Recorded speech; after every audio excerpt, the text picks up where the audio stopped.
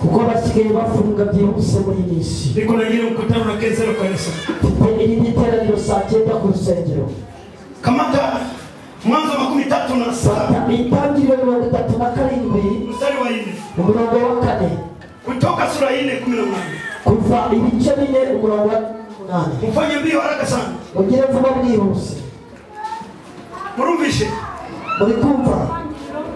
Intangiriro 37:4 Tangiriro ibice 37 mstari wa 4 umurongo wa 4 kutoka sura 4:18 kuva ibice 4 umurongo wa 18. Asema Bwana wa majeshi.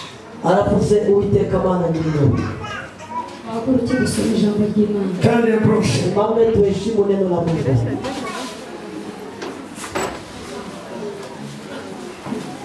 Nashukuru dada yangu sana za filme. Tashima mushiki wanjye kuko amaze kumenya gukamera.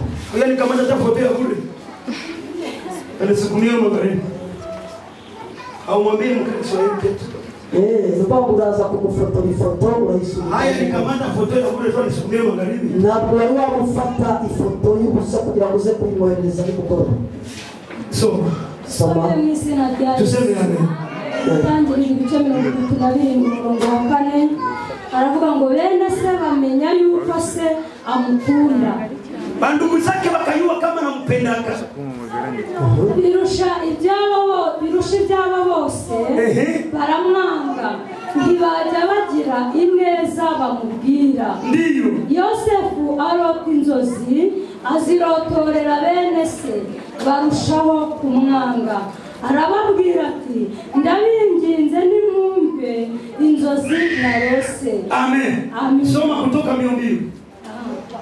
Soma kuva ibice 4 umurongo wa 18. Ndiyo. Umurongo wa 18 usome mw'izina rya Yesu. Mose aragenda. Musa kaenda. Asubira kwa Yetiro. Akaenda kwa Yetiro. Sebukwe aramubwira ati Baba Mungu akasema nini? Ndakwinginze ninakubembeleza reka asubire muri bene wacu bari muri Egiputa menye yuko bakiriho. Yetiro asubiza Mose ati genda amahoro.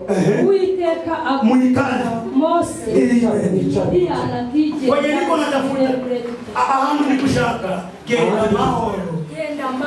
Wende na amani. Ahantu nikushaka basi niko natafuta genda amahoro. Wende amani. Somo yetu ya leo isomo ry'uyu munsi Bwana Koroshe mtume. Yego. Somo yetu ya leo isomo ry'uyu munsi inasema hivi. Iravuga ngo Yesu Kristo ndiye njia niwe nzira ya amani ya mahoro. Yesu Kristo ndio njia niwe nzira ya amani ya mahoro. Amen. Narudia nyuma inasema Ivango linafunga tena yetu nasema umutwe w'ijambo Yesu Kristo ndiye njia niwe nzira ya amani ya mahoro. Nimeenda mbali kidogo. Ngiye kure gato. Nimeenda mbali kidogo. Ngiye kure gatoya. Nimeenda mbali kidogo. Ngiye kure gatoya. Nimeona hivi. Mbonye ko Wengine waliona kwa wanadamu ndio watapata. abandi babonye ko kubana babangariwe babufasha. Mkoe kimya mnisikilize kadogo tu. Mutuze munyumve gatoya. Wengine wanafikiri kwa wanadamu ndio watapata amani. Abandi batekereje ko kubangariwe basabona amahoro. Acha nikuinforme hivi. Reka mumenyeshe ko Mwanadamu mwalipia kwa mapenzi kwa maisha yako. umuntu washe ku buzima bwawe Hakuleta amani. ntabwo yasanye amahoro, Lakini kila mwanadamu mwalipia kwa maisha yako. ariko buri muntu washe ku buzima Alikuwa ametulia amani. yaje gusenya amahoro. Hakuna mwanadamu anasikia. N'abanyumva Muimbaji mmoja kaimba hivi. umuririmbyi bararirimba ko Alipoingia Yerusalemu, yinjiye Yerusalemu walimwita mubarikiwa. bamwise umunyamugisha. Alipofika Golgotha, Ageze i Golgotha akasema asulubiwe. baravuga ngo abami Alipoianza safari, atangirwa walimtia moyo. baramushyigikiye Alipoanza mafanikio, ababonye vikainuka vikwazo. intambara ziraza Wanasi wote wafurahia abari bose bishimira baraka za Mungu. imigisha yawe. Mtu mmoja nipe amena niongee kitu kimoja. umwe avuga kuri kintu cy'agaciro. Mwanadamu hata kupaka amani. Umuntu n'amahoro azaguha Kama ulikuwa ujue, niba utari ubizi. kila mwenye alikusogelea Buri yeyote wese wakwegereye wese alikuwa kuvitu viwili. yazanywe n'ibintu bibiri. Cha kwanza aliona huko faida. mbere yabonye ari inyungu, Cha pili alikuwa kubomoa faida yako. kabiri yaje gusenya inyungu zawe. Kila mwenye aliona kwa faida Buri wese wabonye inyungu alijifunza kushuka. yize kuca bugufi. Siku atakosa faida umunsi azabona inyungu anakukimbia. akakuhunga.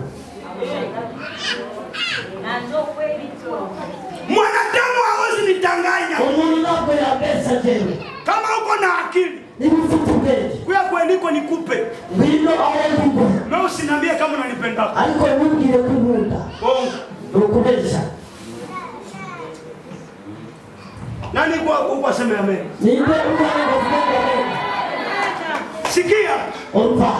Ça c'est très profond. Ibi bintu Mwanadamu umuntu iko na kapasite afite ububasha ya kukuvunja moyo. bwo kuguca intege. Me hana kapasite ya kuleta vyenye hauna. Nta bushobozi kuzana ibyo udafite. Niko nasikilika. Ndimo kumvikana. Unapendaka mtu sio uyaikala naye. Ukunda umuntu kubera ko mutari mwabana. Ikala naye ndio ujue kama ni nani. Bana nawe bamenye ni barinde. Watu wengi wanatafuta amani kwa watu. Abantu benshi bashaka amahoro ku bantu. Wengine wanatafuta amani kwa wafumu. Abandi bashaka amahoro mu bapfumu. Wengine wanatafuta amani mu makonesa. Abandi bashaka amahoro mu bunywanyi. Lakini niko nakuletea ujumbe. Ariko muzanira Wale watu wote hawana amani kwa maisha yao. wese n'amahoro bazana ku buzima bwawe. Mwenye iko na amani atakuletea ni Bwana wa Bwana. Bazana mu mwami w'abantu. Wewe huyo kutalaka mtu mwenye ulipenda ukamtana kwa magoti. Ntabwo wari wabona n'umuntu wakunze ukamusaba ku mavi. Maana kwenye unakamata mtu unamtia kwa magoti. Aho ufata umuntu ukamusaba ku mavi. Maana kama ushamfanyizia ni vya mingi. Ibyo wamaze kumukorera ni byinshi. Kisha nakufanyia surprise. Nyuma akagutungura. Kisha pale pale roho yako inavunjika. Aho ngaho umutima wawe ugacika intege. Ndugu yangu katika imani, Bene data mukwizera. hakuna maisha bila amani. Nta buzima budafite amahoro.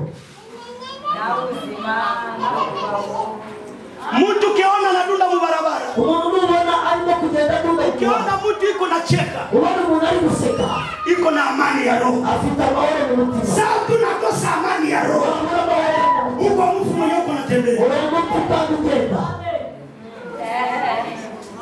Labda huyu hamna mtu angelisema tu amen. Baba wewe na nani urimo kutanga ugenda. Furanga yako uko najifunia. Amafaranga biratana yawe. Haiwezi kupatia amani. Ntabwo yaguha amahoro. Ni jumu nasema kajua mimi kusakulala. Nuko mujya muvuga ko mutari mwakora ku mafaranga. Kamata 20 ku mkono hivi. Fata 20 mu maboko gusa. $20 ili kwa sehemu. 20 by'idolari nibyo bivuga. Kisha usitupe ukitani. Noneho urafata uyajugunye ku buriri. Utakosa usingizi. Wabura ibitotsi. Nani mashapata furanga kama iko dakoro na mimi? Ibyo wari wabona ku mafaranga ngo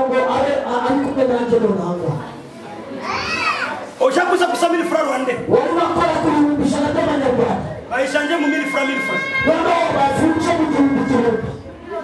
Unasikia hai? Utaumva bimeze gute? Unatembea barabara, ugenda mu muhanda, mpaka mwizi anayua kama umushura akamenya yuko utakosa amani, ukabura amahoro. Si ni kweli? Siko bimeze. Kama ulizijapa ndayambashe, Nibabazi kizana ndayambashe, utabatembea Yesu. ukugenda Yesu. Unoshe sio. Isika rya Yesu. Abagabo n'abagore. Ndio nakutaka wengine virere. Usanga ndi mu birere, Anakamata saka mama kia. agafata isaka mbere akayishyiramo. Kama unapenda huyo mwanamke Mungu na furaha. Shaka mbere umugore ufite amafaranga. Ona kwa mwenendo yake. Reba nino yitembere. Anatendeka kama yuko anarudia. Agenda n'umubiri gusubira inyuma. Nani kwa maseme yale? Furaha ni kweli sabuni ya roho. Amafaranga ni Sasa inakupa amani. ariko ntabwo yaguha amahoro.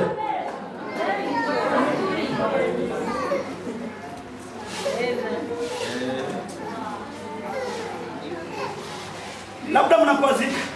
Wenda bishobora kuba umucuruzi. Andika mikono miwili juu. Zamura amaboko yawe biyeje. Mwambia Mungu wangu, Bwira Imana yanjye. wewe ndio unipe amani ya roho. Wewe bariwumva amahoro mu mutima. Kuna kuweka sometime Hari igihe kimwe kigera, mwanadamu anakurudisha roho. umuntu akakurisha umutima. Unasikia ufe wake. Ukumva rwose wakukavaho. Sasa unaingia kwa Yesu. Wamara kwinjira kwa Yesu. Unapata anakuambia mwana, Akakubwira ati mwana wanjye, usiwahangaikie wangu. nilipo kuba Mimi inyuma. niko pamoja nawe. Kandi kumwe nawe. Kisha unasema, Nyuma none ugahita ugafata umwarimuzi. Ati byiza gutya. Ati byiza gutya. nauliza kanisa, Ndabaza itorero. Mungu ndio anataka magonjwa ya tension. Imana niza mu burwayi bwa tansiyo. Mnakuwa magumu, Mungu anataka magonjwa ya tension. Imana niza umutima. Uliza jirani nani kuletea tension. Basa mugenzi wawe nidukuzanira indwara y'umutima.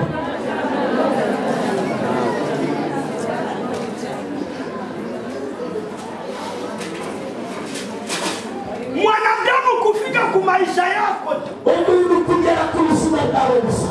anakuima amani ya roho. Akwima amahoro yo mu mutima.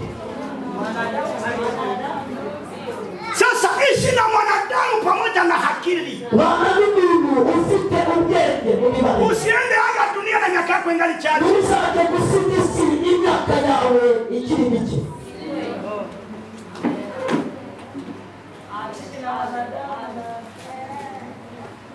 Amen.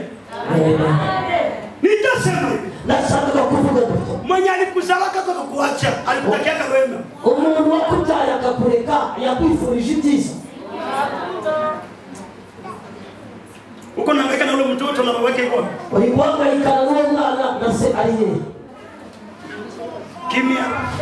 Muratuje. Kama uko watu wanatembea mbinguni, Nimba hari abantu bazajya mu ijuru. Bamarieni vikuru waingie mbinguni. Abantu bashatse biragoye kujya mu ijuru. Ndio vile. Unalala na Mungu bien. Muryama mumeze neza. Usubuhi hakuna bonjour. Mu gitondo nange kuva ngo mwaramutse. Kwa kila mtu kuna shida sana mwenye amerogota senene. Noneho umuntu akaba nk'umuntu wagiye gukora gusena. Hakuna chakula gana usubuhi asema bonjour ni sheri. Ntabwo kubwira mu gitondo ngo umunsi mwiza sheri wanjye. Nauliza unashinda bila amani juu ya nani? Ndabaza wiriwe n'amahoro kubera nde?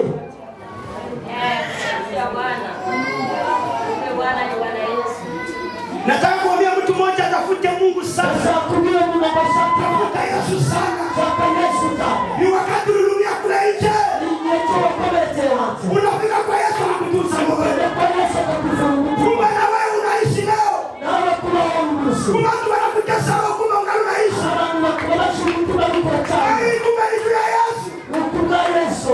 Salimia mwenzako usitoke mbaba. Sasa kunyakira ngo ntukave Usitoke muri Yesu. ntukave kuri Yesu. Kuri Yesu.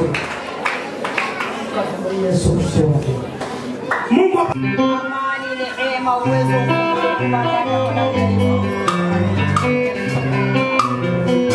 Yesu. aringa inaka